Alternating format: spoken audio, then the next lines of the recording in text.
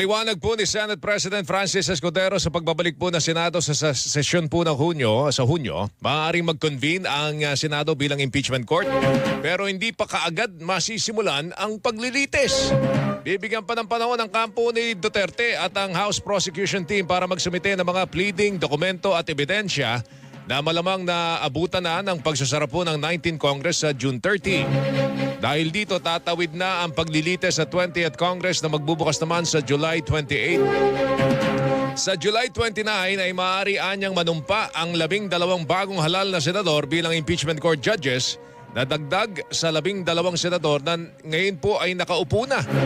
Sa July 30, posibleng umanong magtipon ng muli ang impeachment court para sa pagtanggap naman ng mga ebidensya. Diretso na ho ito sa paglilitis. Pwede anya maisagawa ang paglilitis sa loob po ng 2 hanggang 3 buwan o mula Agosto hanggang bago mag-recess